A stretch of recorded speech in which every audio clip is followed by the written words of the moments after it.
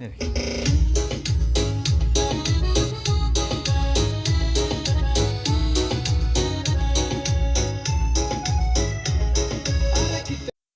दोस्तों, कैसे हैं आप सब। आप सभी का स्वागत है आपके अपने YouTube चैनल पर। और आज की हमारी कहानी शुरू करने से पहले जो भी चैनल पर पहली बार आए हैं या जिसने भी अभी तक चैनल को सब्सक्राइब नहीं किया है तो जल्दी से जाकर चैनल को सब्सक्राइब करें और घंटी का बटन दबाकर ऑल का आइकन जरूर प्रेस कर लें ताकि हमारी कहानियों की नोटिफिकेशन आप तक सबसे पहले पहुंचती रहे और आप हमारी कहानियों का आनंद उठाते रहें।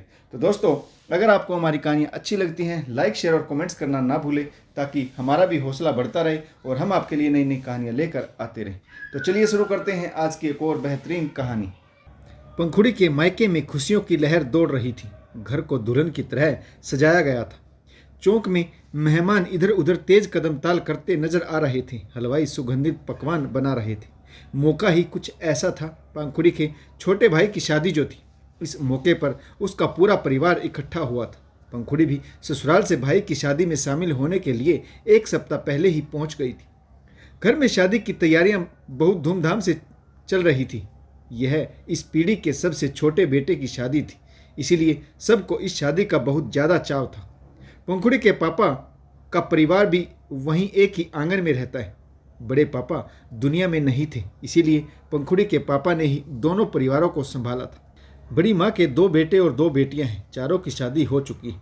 बड़ा बेटा अपनी माँ के साथ यहीं रहता है और छोटा बेटा शहर में नौकरी करता है।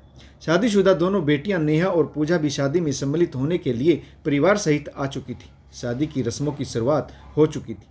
सारे रिश्तेदार पहुंच चुके थे। सिर्फ ताई जी का छोटा बेटा आशीष और उसका परिवार अभी तक नहीं पहुंचा था। पंखुड़ी के भाई बंटी के तिलक के बाद घर में आज हल्दी मटकोर की धूम मची थी। छोटे भैया आशीष, उनकी पत्नी विन्नी और 2 वर्षीय बेटा अभी तक शादी से नदारद थे। घर में कानापूसी होने लगी। यह तो हद ही हो गई। आशीष को तो घर परिवार और अपने फर्ज भी याद नहीं रहे। छोटे भाई की शादी है और वह अपनी पत्नी के साथ शहर में मज़े कर रहा है। उसे इतना भी नहीं कि समय पर भाई की शादी में शामिल होने के लिए पहुंच जाए। क्या उसका कोई फ़र्ज़ नहीं बनता कि छोटे भाई की शादी में कामों में हाथ बटाए। तभी पंखुड़ी की बुआ जी कहने लगी, शहर में राज कर रही है महारानी, कहीं उसकी पत्नी को यहाँ परेशानी ना हो। गाँव है ना, यहाँ बिजली पानी की सुविधा नहीं है, पर उस महारानी को तो सब कुछ टिप टॉप चाहिए, इसीलिए शादी में नहीं आना चाहते होंगे। पर आशीष को तो समझना चाहिए, उसके छोटे भाई की शादी, वह तो पत्नी का गुलाम ही बना बैठा है ना। उसके पिताजी दुनिया से क्या गए, वह तो आज़ाद हो गया। ना अपनी माँ की फिक्र और ना ही घर परिवार की चिंता। बस पत्नी के पीछे दुम हिलाते हुए ससुराल पहुँच जाता है। वहाँ जाने में तो उसे कोई परेशानी नहीं होती। पिछले वर्ष जब उसके साले साहब का विवाह था तब तो एक सप्ताह पहले ही परिवार सहित वहाँ डेरा डालकर बैठा था। भाई के प्रति उसका कोई फ़र्ज नहीं। ताई जी का छोटा बेटा आशीष शहर में एक फैक्ट्री में छोटी मोटी नौकरी करता है और अपने परिवार सहित वहीं रहता है। अगले दिन बंटी की बारात निकलने वाली थी। सब लोग इसी की तैयारी में लगे हुए थे। पूरा परिवार काफ़ी उत्साहित था। पंखुड़ी के पापा ने नाराज होते हुए घोर निराशा से कहा, सच में आशीष बहुत लापरवाह हो गया है। अपने भाई की बारात तक में शामिल होना जरूरी नहीं समझा उसने। उसकी पत्नी विवाह में नहीं आना चाहती थी तो ना आती, कम से कम वह तो आ जाता। इसी बीच ताई जी के चेहरे पर उम्मीद साफ झलक रही थी। उन्हें पूरा भरोसा था कि उनका बेटा आशीष जरूर आएगा।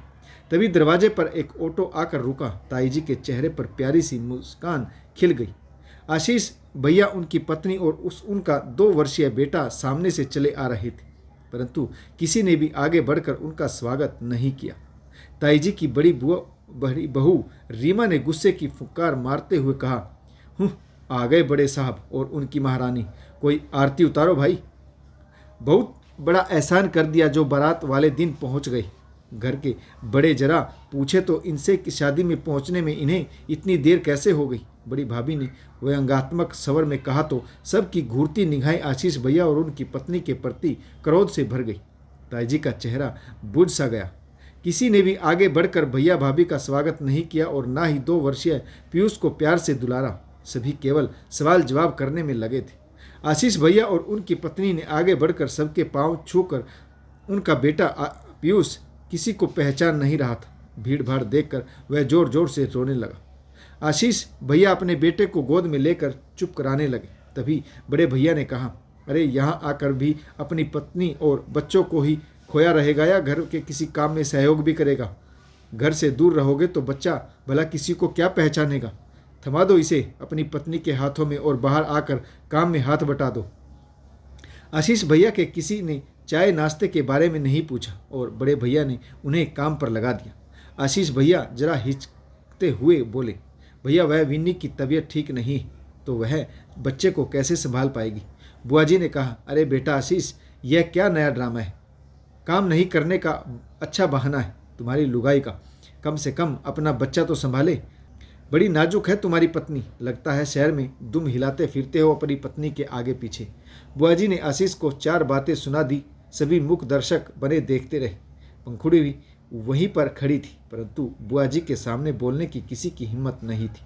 आशीष भैया ने विन्नी भाभी के हाथों में बच्चे को थमा दिया, फिर तेजी से बाहर की ओर निकल गए। पंखुड़ी ने देखा कि उनकी आंखें नम थी। यह कैसा प्यार है घर के बेटे और बहू के प्रति। इन्हें सिर्फ काम की पड़ी, किसी से पूछा तक नहीं कि शादी में पहुंचने में देर कैसे हो गई। 2 घड़ी बिठाकर पूछते तो सही, चाय नाश्ता कराते, उनकी सुनते और अपनी कहते, परंतु यहाँ तो एक के बाद एक सब ने उन पर ताने कसने शुरू कर दी। विन्नी भाभी ने चुपचाप पीयूष को गोद में लिया और घर के कोने में दुबक कर बैठ गई। उनकी आंखों से आंसू की झिलमिल बूंदों को देखकर पंखुड़ी ने से रहा नहीं गया और वह उनके पास जाकर बोली, भाभी क्या हुआ आपको? आपकी तबीयत ज़्यादा खराब है क्या? आप यहाँ अकेले चुपचाप क्यों बैठी? सब आप पर ताने कस रहे, आप जवाब क्यों नहीं देती? विन्नी भाभी आशा के विपरीत फपक कर रो पड़ी और पंखुड़ी से बोली, नंजी मेरी तबीयत बहुत खराब है। हम लोग तो बहुत खुश थे कि आप सबको गुड न्यूज़ देंगे। मैं दोबारा से गर्भवती थी, लेकिन जिस दिन बंटी भैया को बान लगना था उससे एक दिन पहले ही हमने सारी तैयारियां कर ली थी। पता नहीं कैसे मेरी तबीयत खराब हो गई और मेरा गर्भपात हो गया। हमने यहाँ घर में किसी को नहीं बताया क्योंकि खुशी के माहौल में हम विघ्न नहीं डालना चाहते थे। मेरी तबीयत बहुत ज़्यादा खराब हो गई थी। बहुत अधिक रक्त रसाव होने की वजह से मेरे शरीर में चलने की हिम्मत भी नहीं बची थी। मैं पिछले 3 दिनों से हॉस्पिटल में भर्ती थी। उल्टियाँ और दस्त रुकने का नाम नहीं ले रही थी। शादी में शामिल होना भी जरूरी था, इसीलिए आपके भैया अपने रिस्क पर मुझे छुट्टी दिलवा कर लाए, वरना डॉक्टर साहब तो मुझे छुट्टी भी नहीं दे रहे थे।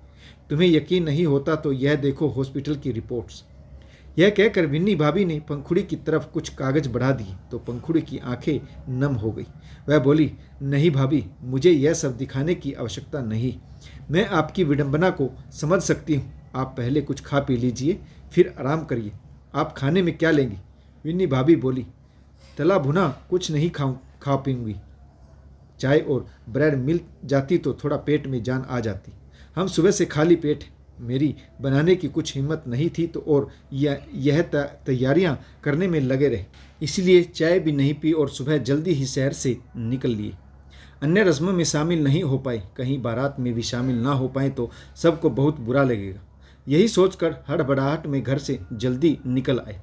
विन्नी भाभी की बातें सुनकर पंखुड़ी हतप्रभ रह गई। बहू हर तरीके से बड़ों की मान मर्यादा को बचाने में लगी है और यह लोग कि बिना जाने बहू को कितना गलत समझ बैठे। घर का बेटा भी अगर अपनी पत्नी के लिए मुंह खोलना चाहे तो भी उसे डांट कर चुप करा दिया जाता है। पंखुड़ी ने चाय बनाई और ब्रेड मंगवाकर भाभी को खाने के लिए दी। दोनों की गुफ्तगू देखकर बड़ी भाभी और बुआ जो पहले से ही छोटी भाभी पर ताने कस रही थी वह चिढ़ते हुए बोली, महारानी का रोना खत्म हो गया हो तो कहो, थोड़ा नेक चार में शामिल हो जाएं। गेस्ट बनकर आई है क्या फूल कुमारी? पंखुड़ी ने दबे स्वर में कहा, बहुत बीमार है विन्नी भाभी। बड़ी भाभी ने व्यंग करते हुए कहा, अच्छी ड्यूटी मिली तुझे, कर ले छोटी भाभी की सेवा। अगर उससे फुर्सत मिल जाए तो अपने भाई बंटी पर भी ध्यान दे लेना। उसकी शादी दोबारा नहीं होगी, उसके लिए भी कुछ खाने पीने का बंदोबस्त कर देना। पंखुड़ी मन ही मन सोचने लगी, हद है कितनी नफरत पालते हैं लोग घर की बहू के लिए। बेचारी इतनी कमज़ोर हो गई है कि ठीक से बोल भी नहीं पा रही। सब उसकी बीमारी का कारण जानने की बजाय उससे चिढ़े हुए। क्या पैसे से ही इंसान की औकात तोली जाती है? शादी के कुछ दिनों बाद ही आशीष भैया की नौकरी छूट गई थी।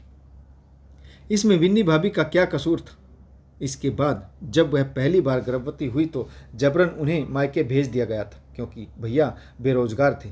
डिलीवरी का खर्चा कौन उठाएगा, यही सोचकर मायके पटक दिया। फिर कुछ दिनों बाद आशीष भैया ने छोटी मोटी नौकरी ढूंढ ली और वह अपने बेटे और पत्नी को ससुराल से वापस ले आए। उस समय भी दिखावटी रस्म करते हुए कुछ कपड़े पोते को देकर अपनी रस्मों की पूर्ति कर ली। ऐसे में भला बच्चा किसी को क्या पहचानेगा। आशीष भैया भाभी के प्रति अपने घरवालों का व्यवहार देख ही चुके थे। बड़ी भाभी का व्यवहार अपनी देवरानी के प्रति बहुत कठोर था, क्योंकि बड़े भैया अच्छा कमाते हैं। वह विन्नी भाभी को हमेशा दबा कर रखती थी, अपने सारे काम उसी से करवाती थी। विन्नी भाभी को उसने नौकरानी बना छोड़ा था। ऐसी स्थिति से उभरने के लिए आशीष भैया विन्नी भाभी को अपने साथ शहर ले गए। यह सभी जानते हैं कि आज भी आशीष भैया के पास छोटी सी नौकरी है, जिसमें वह अपना गुजारा बहुत मुश्किल से कर पाते हैं। जब वह घर आते तो सभी के लिए महंगे उपहार नहीं ला पाते। बुआ जी को भी बढ़ चढ़ कर नेग नहीं मिलता, इसीलिए वह भी विन्नी भाभी को नीचा दिखाने का कोई मौका नहीं छोड़ती। पंखुड़ी ने विन्नी भाभी से पूछा, भाभी मेरा लाडला भतीजा क्या खाएगा, आप बता दीजिए, मैं वह भी मंगवा देती हूँ। विन्नी पंखुड़ी का आभार जताते हुए बोली, नहीं ननद जी, इसे भी मैं यही सब खिला देती हूँ। और भाभी ने एक छोटा सा कोर पीयूष के मुंह में भी डाल दिया। पंखुड़ी विन्नी से बोली, भाभी आप यहाँ के लिए गेस्ट ही बनी रहिए, ज़बरदस्ती रिश्ते निभाने की कोई ज़रूरत नहीं। अभी कुछ देर में बंटी भैया की बारात निकलने वाली। आपसे मैं एक ही बात कहूँगा, वहीं पर जाइए जहाँ पर आपको सम्मान मिले, जहाँ औकात को पैसे से ना तोला जाए। मैं भी कहीं की बहू हूँ और एक बहू को किस आधार पर आका जाता है मैं भली भांति समझती हूँ। पंखुड़ी को अपने परिवार वालों से घृणा सी होने लगी। बहू को सताने में उसके अपने वायके के लोग भी कुछ कम नहीं। मन में यही टीस लेकर पंखुड़ी अपने भाई की शादी निपटा कर ससुराल लौट आई। समय के साथ साथ मायका तरक्की करता रहा। फिर 15 साल बाद फिर से मायके में शादी थी पंखुड़ी के भतीजे की। पंखुड़ी शादी में पहुंची। अब की बार भी रिश्तेदारों का झुंड जमा था, लेकिन बहुत कुछ बदल चुका था। आशीष भैया ने अपनी ज़िंदगी में बहुत तरक्की कर ली थी। विन्नी भाभी के बच्चे भी बड़े हो गए थे। उन्होंने भी एक प्राइवेट स्कूल में टीचर की नौकरी ज्वाइन कर रखी थी। कुल मिलाकर आशीष और विन्नी भाभी का स्टेटस आज सबसे ऊंचा था। शादी में शामिल होने के लिए आशीष भैया की गाड़ी घर के दरवाजे पर रुकी तो सभी उनके स्वागत में मेन दरवाजे की तरफ दौड़ पड़े, जैसे सभी उनके आने का इंतजार कर रहे थे। आशीष भैया ने बड़ी सी गाड़ी में से सभी के लिए महंगे महंगे तोहफे निकाले। आशीष भैया सभी के लिए भर भर कर सामान लाए थे। विन्नी भाभी पंखुड़ी के लिए एक महंगी सिल्क की साड़ी लाई थी। वक्त एक बार फिर स्वयं को दोहरा रहा था, परंतु परिस्थितियां अलग थी। विन्नी भाभी की नज़रें पंखुड़ी से मिली तो एक बार फिर से उनकी आंखें नम हो गई। विन्नी ने पंखुड़ी के चरण स्पर्श करने चाहे तो पंखुड़ी ने उन्हें सीने से लगा लिया। पंखुड़ी मन ही मन सोचने लगी कि आज आशीष भैया पर लक्ष्मी मेहरबान ना होती। तो दोस्तों, आशा करता हूँ आपको यह कहानी ज़रूर पसंद आई होगी। अगर आपको हमारी कहानियाँ अच्छी लगती हैं, लाइक शेयर और कमेंट्स करना ना भूलें। इस कहानी में आपको किस पात्र की भूमिका अच्छी लगी और इस कहानी से आपको क्या शिक्षा मिली, यह भी कमेंट्स करके जरूर बताएगा। तो कहानी पढ़ने के लिए आप सभी का बहुत बहुत धन्यवाद। जय हिंद, वंदे मातरम, भारत माता की जय। जय जवान और जय किसान।